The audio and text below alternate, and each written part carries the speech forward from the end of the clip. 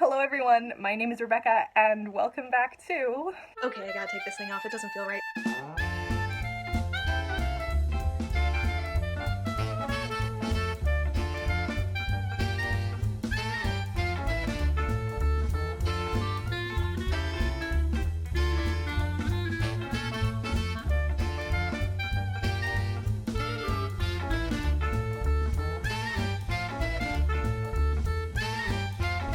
So this is it, the last video before Series 4. By the time you're watching this, Series 4 starts tomorrow.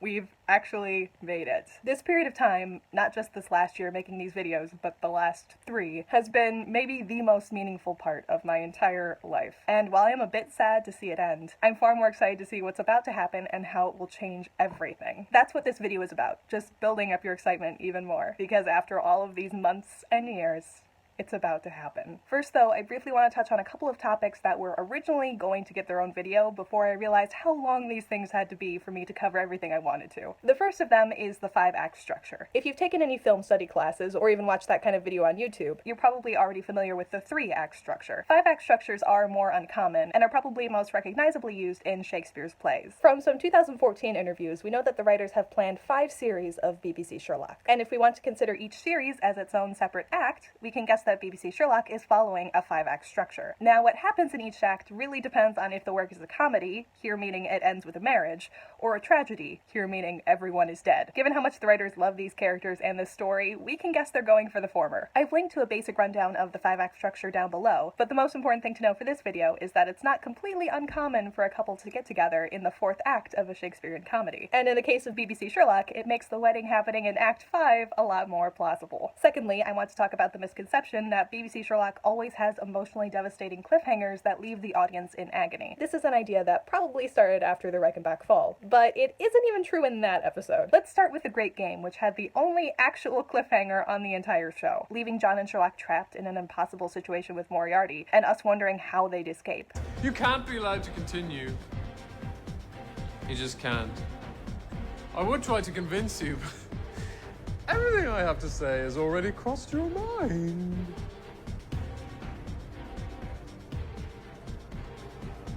Probably my answers crossed yours.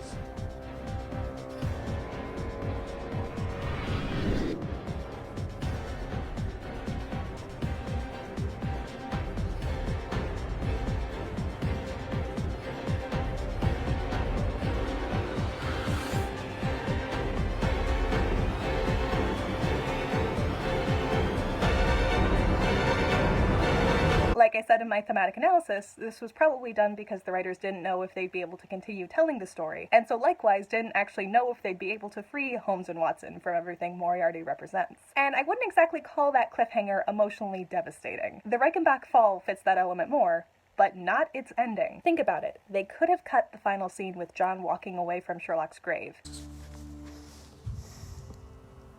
I was so alone. And I owe you so much.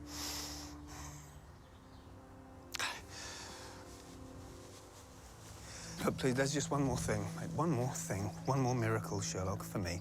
Don't be dead. Would you just for me, just stop it. Stop this.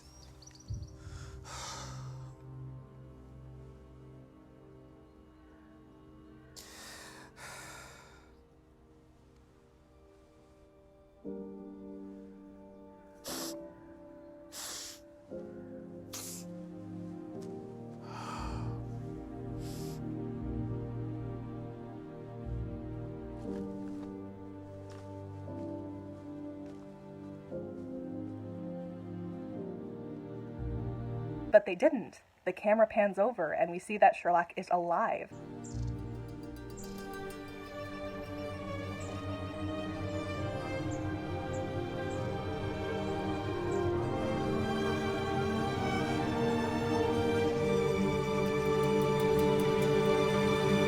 giving us hope and certainty in that last moment that eventually everything will be okay, that Sherlock will return, and that everything will be resolved. We were just left wondering how that would happen. That's what the writers actually like to do, reassure us in those last moments. Take Series 3 as another example. Like we'll talk about again in just a minute, the writers have said that they made the first 2 episodes of that series relatively light, so the audience would be taken aback by how dark his last vow gets. But even there, they can't bear to leave the audience hopeless. They reassured us in the last few seconds that everything would be alright. Sherlock wasn't going anywhere.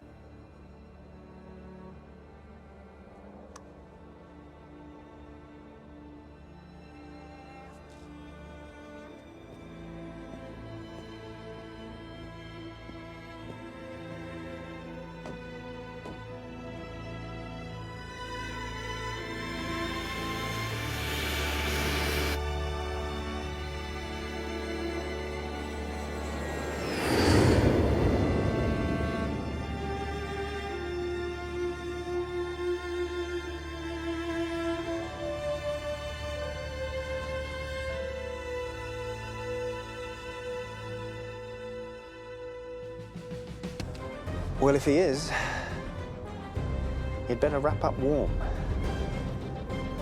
There's an east wind coming.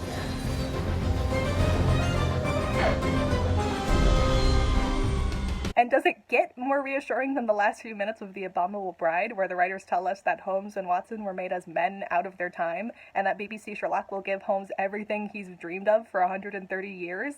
As for your own tale, are you sure it's still just a 7% solution that you take? I think you may have increased the dosage. Perhaps I was being a little fanciful. But perhaps such things could come to pass. In any case, I know I would be very much at home in such a world. Oh, don't think I would be. I beg to differ. But then I've always known I was a man out of his time.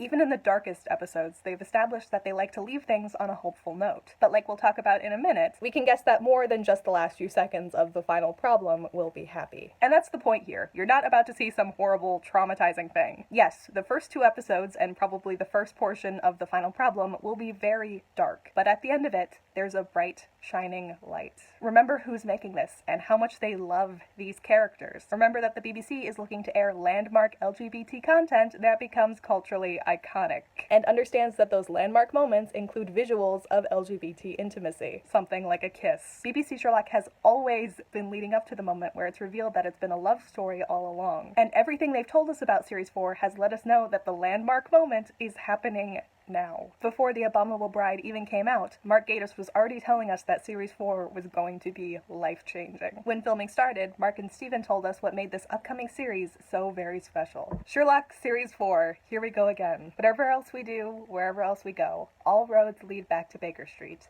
and it always feels like coming home. Ghosts of the past are rising in the lives of Sherlock Holmes and John Watson, bringing adventure, romance, and terror in their wake. This is the story we've been telling from the beginning, a story about to reach its climax. I could stop the video here, but I have more to get to. Let's move on to Arwel Jones. Oh, Arwel. So if you've been following this series for a while, you might remember that when filming for Series 4 started, I changed my video schedule around a little bit because Arwel tweeted out a picture drawing attention to the elephant in the room, and I wanted to talk about it while it was still relevant because I was sure it would never get so blatant again. Little did I know that tweet was only the beginning. Since then, Arwel has not stopped tweeting elephants, getting particularly intense these last couple of weeks. And one of the pictures he's retweeted actually had the word TJLC in it, and he's been winking and nodding and telling us he's tweeting from the basement and just, okay, here's a quick Arwel's Twitter appreciation montage. Thanks, Arwel, for doing all of this.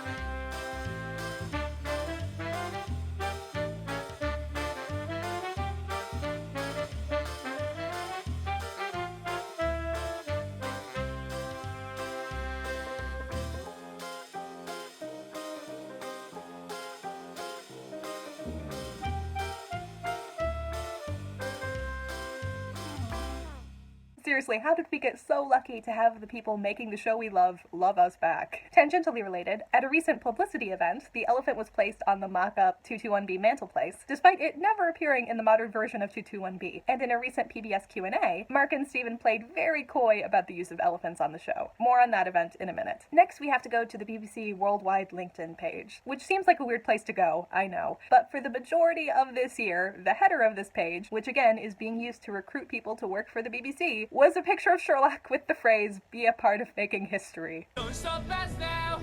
The moment of June, we were born to make history. They've changed it now, and I'm not sure how recently. It was there the last time I checked back in October. But they did have that for most of this year. And remember what kinds of show the BBC thinks will make history and become culturally iconic. And if you weren't convinced enough that the people making the show care about helping the LGBT community, Mark, Steven, and Sue all did races to raise money for Switchboard in the name of Team Sherlock. Honestly, you'd think I was making this stuff up if you weren't seeing it on screen. Mark, at least, I get. He's an openly gay man. But all three of them raising money in the name of the show?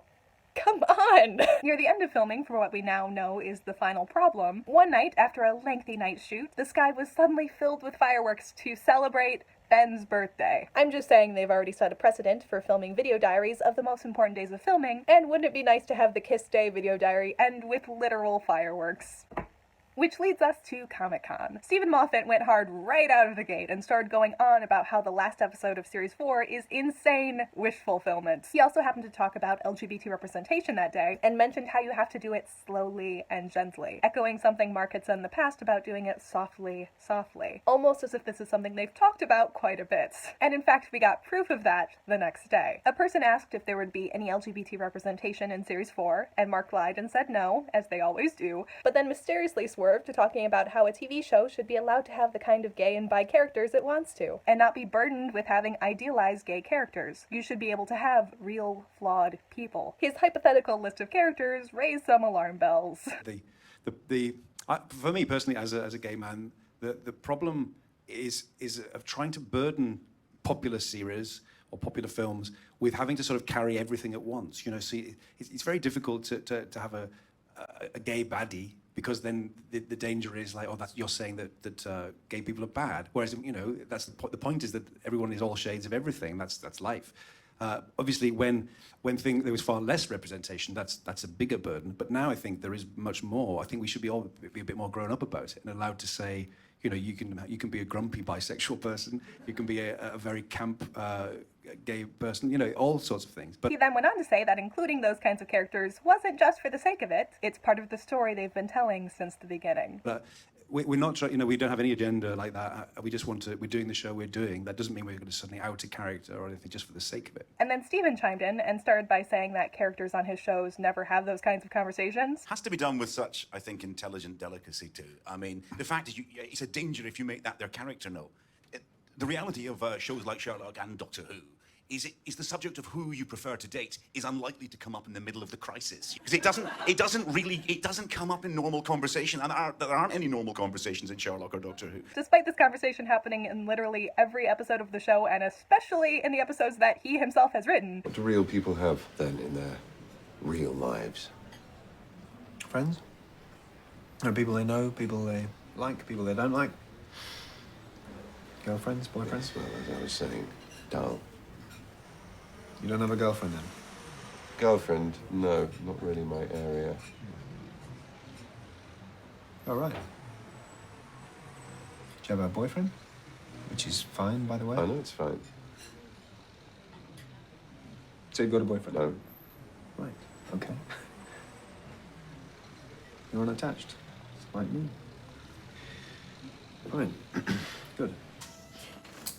Listen, has he ever had any kind of girlfriend, boyfriend, a relationship ever? I don't know. How can we not know? He's Sherlock. How will we ever know what goes on in that funny old head? You jealous? We're not a couple. Yes, you are. There. I'm not dead. Let's have dinner. Who the hell knows about Sherlock Holmes? But for the record, if anyone out there still cares, I'm not actually gay. Well, I am. Look at us both. He's not like that. He doesn't feel things that way, I don't think. My brother has the brain of a scientist or a philosopher, yet he elects to be a detective. What might we deduce about his heart? Sorry, what? You have a girlfriend? What? Yes, I'm going out with Ginny, and I thought that was fairly obvious. Yes, well, yes. But, I mean, you are in a relationship? Yes, I am. You lied to me. You lied and lied. I exploited the fact of our connection. When? Just once would have been nice. I was waiting until we got married. That was never going to happen. You're abnormally attracted to dangerous situations and people, so is it truly such a surprise that the woman you fall in love with conforms to that pattern? But she wasn't supposed to be like that. Why is she like that? Because you chose her. John, there's something I should say. I've meant to say always and I never have.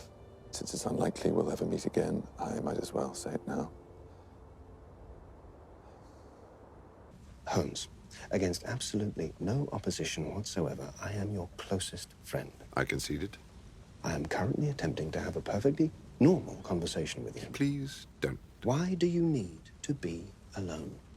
If you are referring to romantic entanglement, Watson, which I rather fear you are, as I have often explained before, all emotion is abhorrent to me. It is the grit in a sensitive instrument, the crack in the lens. Yes.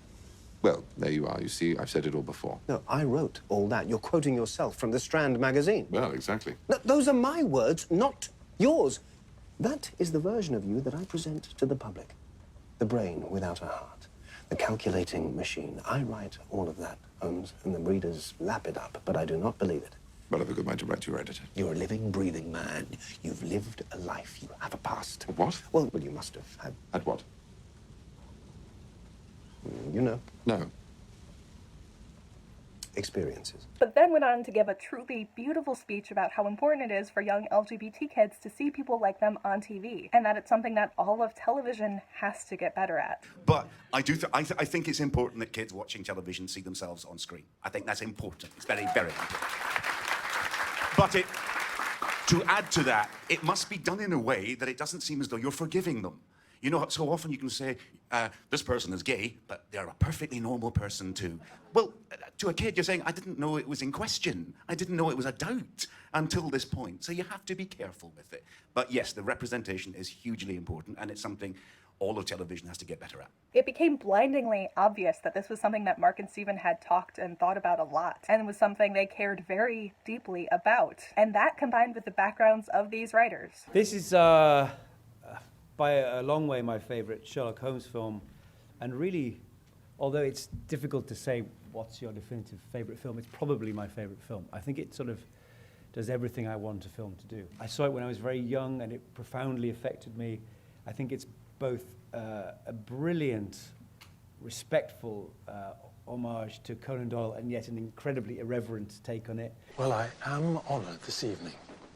The veiled detective and her fatuous accomplice. At your service. You realise Dr. Doyle is almost certainly basing his fantastical tales on your own exploits, with a few choice alterations, of course. I doubt the readers of the Strand magazine would accept that the great detective is, in reality,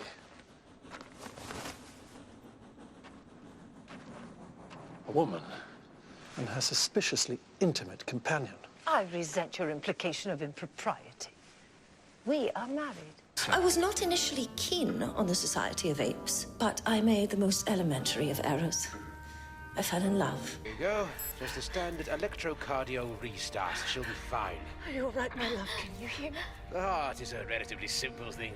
I've not found it to be so. Well, it's far more irrational to assume that they wouldn't have John and Sherlock getting together if given the opportunity. There was also the other main Sherlock panel at Comic-Con, and we got a lot of reveals out of that one. Ben mentioned how he enjoyed playing the evolution of his character, and that there's a lot of that in Series 4. Every time it's a sort of plussing of that. It's a plussing of what we tried to achieve you know, before in previous episodes and series, and there's an evolution to all the characters, and that's, as an actor, the real pleasure to play. And my God, is there a lot of that in this series? Amanda mentioned that this series is darker than ever, but that if they can pull it off, it will be a big deal, a real emotional roller coaster. It's really dark. It's the darkest that Stephen and Mark have written, and yeah, it's. I mean, when we read them, all of us, when we were kind of overwhelmed by them. I think because they were shocking and amazing as always, but they kind of, if we can pull this off, then it's amazing. Yeah, it's a genuine emotional roller coaster, this series. Which implies that there will be highs as well as lows, which is where we come back to the writers making the first 2 episodes of Series 3 lighter to make the darkness at the end more surprising. I deliberately made the show a bit lighter in the first 2 episodes, so veering it towards comedy almost, so that, I mean, and you get sort of a third of the way into His Last Vow, and it's still quite funny. Yeah. And then she turns around, and everything you've been told up until that point is a dirty lie. Right. Which I always like that to happen at some point in the day. It's not difficult to guess that the same holds true in reverse. That the 6 Thatchers and the lying detective and the first part of the final problem are bleak only to make a stark contrast with the light at the end. The characters will experience the lowest of lows and the highest of highs. They also spoke again in this interview how they lie about plot details to create surprises. The Victorian special was amazing, Abominable Bride. And in terms of, I think I sort of expected it to be, well, this is a standalone, this is a separate sort of fun thing that we're going to do. Well, you expected that because we explicitly told you that's what it was. Yes. Which shows the power of lying. Ben went back to talking about the overarching humanization of Sherlock as a character over the course of the series, something that happens because of John. Yeah, there's something slightly more severe. The edges that have been rounded, I think, by Watson and the overarching humanization of him in our version were kind of retrograded a bit, and that was fun to play with. And it is a real friendship, you don't think? Yeah. It seems like Sherlock, everyone in his life, it has some sort of a function that is useful to him. Yes, that is coldly true, but I think through that, you know, as is the case, you form an affection.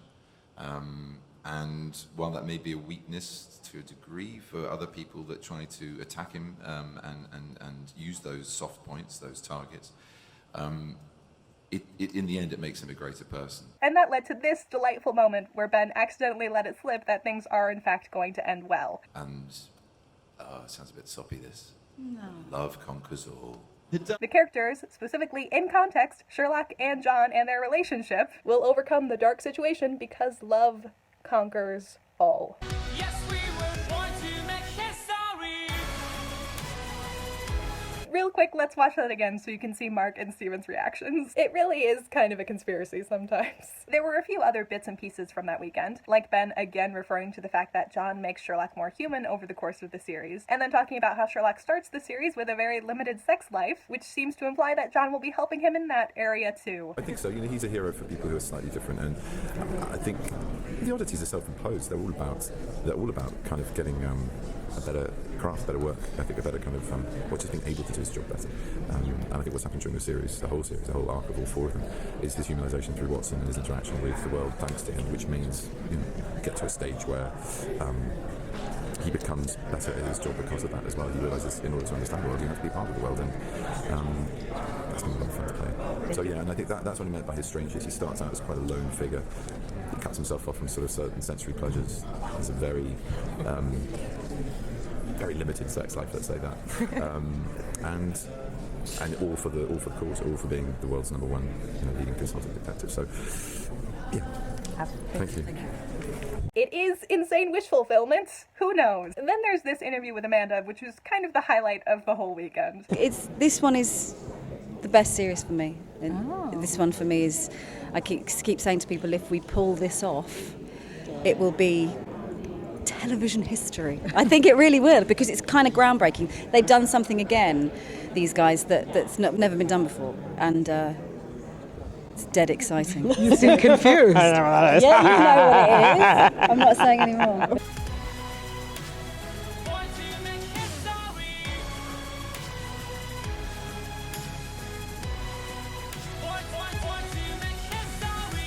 Then there was the fact that David Arnold and Michael Price tweeted out when they were going to compose the score that there was a very special group of fans that they had in mind as they went to write the music for Series 4. Speaking of what they wrote for Series 4, you can find the complete list of song names in Series 4 down below, and the ones at the end of The Final Problem are the most revealing. It ends off with a song called Who You Really Are. Something at the end of the episode will unveil the truth about these characters. In a special exclusive clip for the reshowing of The Abominable Bride in theaters, Mark said that The Final Problem comes to a shattering climax, like a beautiful piece of music. They've said over and over again that this is their favorite series so far, and that it is about an emotional journey for the characters. If their relationship can survive this, it can survive anything. You might remember an interview I've already referenced where Mark and Steven said that both of their favorite film was The Private Life of Sherlock Holmes. What is your favorite film?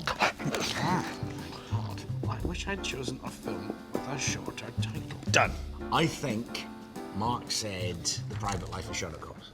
I think Stephen said The Private Life of Sherlock Holmes. Both reveal at the same time? That is beyond tragic. Stephen Moffat also confirmed that his favorite book is The Princess Bride. What is your favorite novel? Mine is The Princess Bride.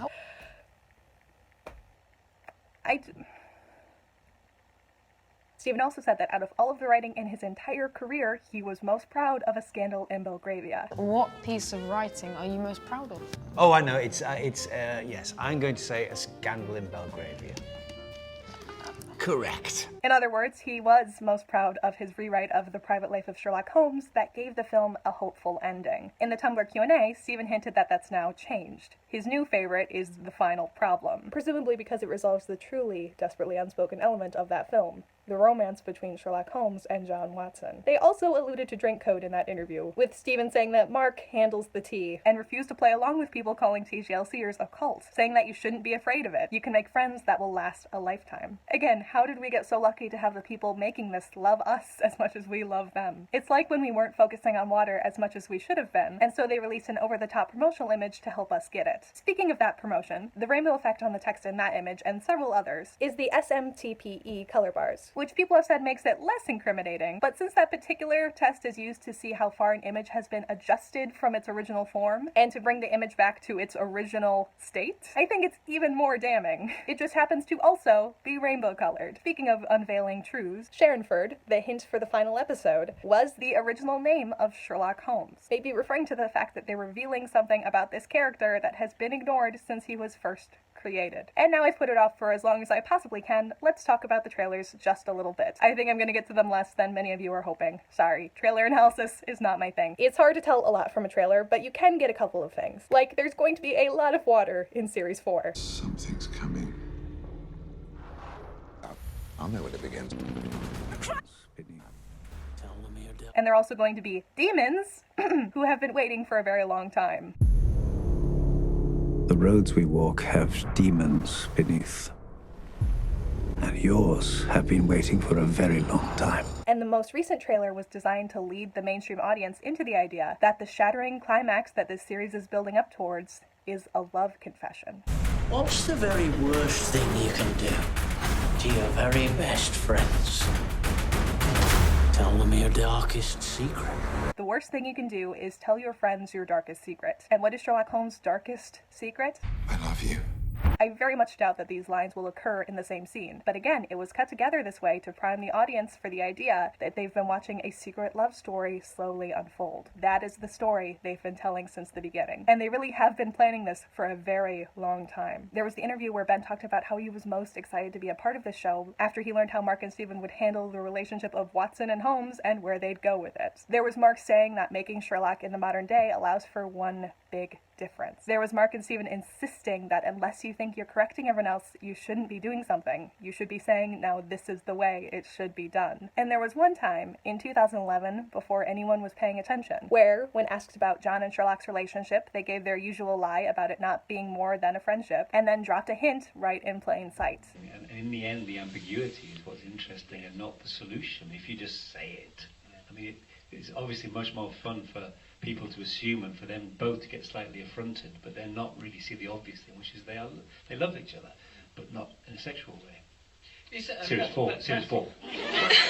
Keep in mind, Series 2 hadn't even aired yet. That was very specific. They've talked about having a long game planned, and they have. And if you think they wouldn't openly tell us exactly when it's going to happen years in advance so they can say, I told you so later, you don't know these writers. So that moment, the gut punch moment, is easy. It's building. Because you want, when a twist comes, it's not that it's surprising that is thrilling. It's the fact you go, I should have seen it. I was told repeatedly this doesn't make sense. And then the rug is pulled. It's like you've been warning them for ages. You know, we're going to pull this rug in a minute. We are. You aren't paying any attention, but we are going to pull this rug. And so when you fall over, you've got to think, I was told and I didn't listen. And I remember when that interview first happened, people were comparing it to a line Moriarty says in The Reichenbach Fall, how it demonstrated that that sentiment has been something that's been on their minds for a very long time. And we didn't know the half of it, because that line of Moriarty's was them, in fact, telling us exactly when it was going to happen. Oh, that's the problem. The final problem. Have you worked out what it is yet? What's the final problem? I did tell you, but did you listen? They did tell us. It just took us years to listen. And given where we were at the time, it's easy to understand why. Back then, we believed their lies, even as some part of us knew that the story they were telling directly contradicted what they were saying, even as they hid clues in the show of their secret long game. We have this website. It explains the true meaning of comic books, because people miss a lot of the themes. But then all the comic books started coming true. Oh, interesting. Bond heiress go. That's decided. Check with the Coventry lot. Talk later. I don't know what the hell you expect to find here anyway. Perhaps the truth. About what? Oh, I see. The big coat should have told me. You're one of the conspiracy lot, aren't you? Okay, what about his father? He wasn't one of your patients. Wasn't he some sort of conspiracy nutter theorist? You're only a nutter if you're wrong. Because this means that my dad was right. That's what you do when you sell a big lie. Wrap it up in a truth to make it more palatable. Genius detective proved to be a fraud. I read it in the paper, so it must be true. I love newspapers. Fairy tales. And pretty grim ones, too. We didn't believe this kind of story could happen, because it never really has. They're all right about it. This show, what they're doing, will make history, because there's never been anything like it. There really hasn't. And amazing as it's been to know the truth before the rest of the world, it's going to be even more rewarding to see everyone realize what story they've actually been watching. To see the positive impact BBC Sherlock has yet to have on so many lives. The amount of hope and reassurance it will still give people. I think about the way the show has changed my life and who I am. And that's about to happen to so many more people. Maybe millions. Looking at what Mark and Steven have said about two of the stories being adapted, The Dying Detective and The Final Problem, we know we're in for punch-in-the-air revelations and unbearably moving declarations. What's about to happen is going to be a big deal. And we have had the privilege of being in on the secret before anyone else. We were born to make history. We were born to make history. We'll make it happen. We'll turn it around. Yes, we were born to make history.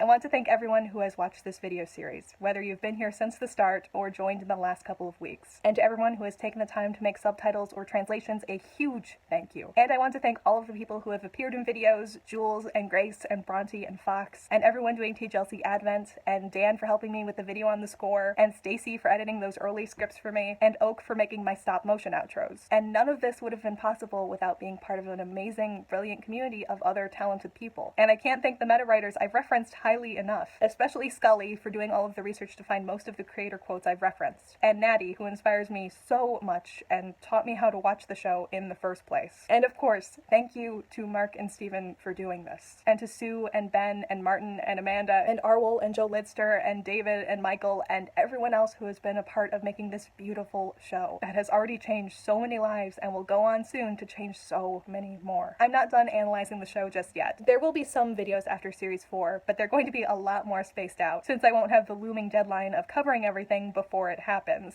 But seriously, thank you to everyone who has gone on this journey with me. Your support has meant more to me than I can tell you. Like I said, it's not the end. I will be back. But until then, get ready, because pretty soon you won't have to believe.